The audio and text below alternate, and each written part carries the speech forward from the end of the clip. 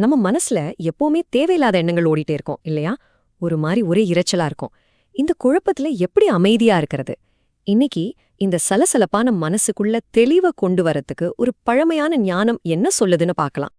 உங்க மனசுக்குள்ளேயே ஒரு பெரிய யுத்தம் நடக்கிற மாதிரி என்னைக்காவது ஃபீல் பண்ணிருக்கீங்களா? எண்ணங்கள் ஒவ்வொன்னும் ஒவ்வொரு பக்கம் உங்களை இழுக்கிற மாதிரி.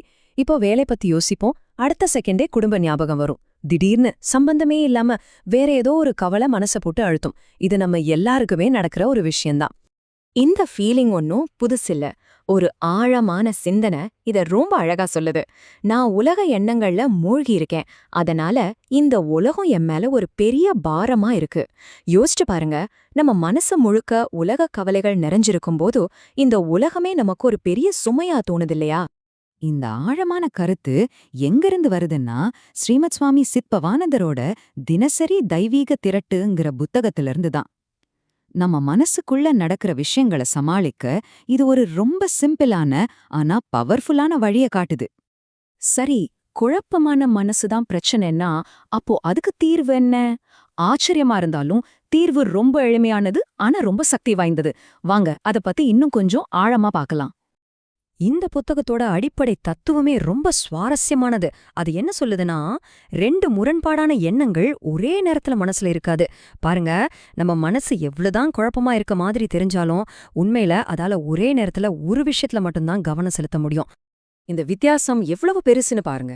ஒரு பக்கம் பலவிதமான எண்ணங்கள் ஓடும்போது குழப்பம், மன அழுத்தம், ஒரு பாரமான உணர்வெல்லாம் வருது. ஆனா இன்னொரு பக்கம் ஒரே ஒரு தெய்வீக உணர்வுல மட்டும் நம்ம கவனத்தை வைக்கும்போது தெளிவு, அமைதி, சுதந்திரம் கிடைக்குது. சிம்பிளா சொல்லணும்னா, பல எண்ணங்களுக்கு பதிலா ஒரே ஒரு எண்ணத்தை வைக்கிறது தான் இங்க விஷயம். இது நாம எடுக்க வேண்டிய ஒரு முடிவுங்கிறத மறக்காதீங்க. அந்த மேற்கோள் என்ன சொல்லுது பாருங்க, நான் தெய்வீக உணர்வுக்கு மாறி அதன் மூலமா என்ன நானே காப்பாத்திக்கிறேன். இது வெறும் சிந்தனை இல்ல, அந்த இரைச்சல்ல இருந்து நம்ம கவனத்தை அந்த ஒரே அமைதியான எண்ணத்துக்கு மாத்திர ஒரு ஆக்டிவான முடிவு. சரி, இந்த தெய்வீக உணர்வுன்னா என்னன்னு இன்னும் நல்லா புரிஞ்சுக்க அந்த புத்தகத்துல ஒரு அழகான உருவகம் இருக்கு. அதை இப்போ நாம பார்க்கலாம். மாமுனிவர் திருமூலர் சொல்றாரு, ஆபரணத்துல தங்கம் மறைஞ்சிருக்கு, ஆபரணம் அழிஞ்சு போனாலும் தங்கம் அப்படியே இருக்கும். இத கொஞ்சம் யோசிச்சு பாருங்க. ஒரு நகைன்னு எடுத்துக்கிட்டா அதுக்கு ஒரு வடிவம், ஒரு பேர் இருக்கு. ஆனா அதோட உண்மையான சாரம் என்ன? தங்கம்தான். இதே மாதிரிதான் நம்ம எண்ணங்கள்லாம் அந்த நகை மாதிரி தற்காலிகமானது, அப்பப்போ வடிவத்தை மாத்திக்கிட்டே இருக்கும். ஆனா இந்த எல்லா எண்ணங்களுக்கும் அடியில அந்த தங்கம் இருக்கு. அதுதான் நம்மளோட தூய்மையான நிரந்தரமான உணர்வு. நம்மளோட எல்லா எண்ணங்களும் அதிலிருந்து தான் உருவாகுது. எண்ணங்கள் வந்துட்டு போனாலும் அந்த உணர்வு மட்டும் அப்படியே இருக்கும். இந்த புத்தகத்துல இதே கருத்தை இன்னும் ஆழமா புரிய வைக்க இன்னொரு பவர்ஃபுல்லான உதாரணமும் இருக்கு. மனசோட செயல்பாட்டுல ஆன்மா மறைஞ்சிருக்கு. அந்த செயல்பாடு நின்னதும் ஆன்மா வெளிப்படுது. இங்க மனசோட செயல்பாடுன்னு சொல்றது நம்ம யோசிக்கிறதான். அப்ப நம்ம யோசிச்சுக்கிட்டே இருக்கிறது தான் நம்மளோட உண்மையான ஆன்மாவை மறைக்குது. இந்த வித்தியாசத்தை பாருங்க. யோசிக்கிறதுங்கிறது ஒரு செயல், நம்ம மனசுல தொடர்ந்து நடந்துட்டே இருக்கிற ஒரு ஆக்டிவிட்டி. ஆனா ஆன்மாங்கிறது அந்த ஆக்டிவிட்டிக்கு அடியில இருக்கிற சாரம், ஒரு அசையாத நிலை. ஒரு குளத்து மேல இருக்கிற அலைகள்லாம் நின்னதுக்கு அப்புறம்தான் அதோட ஆழத்தை நம்மால தெளிவா பார்க்க முடியும் இல்லையா?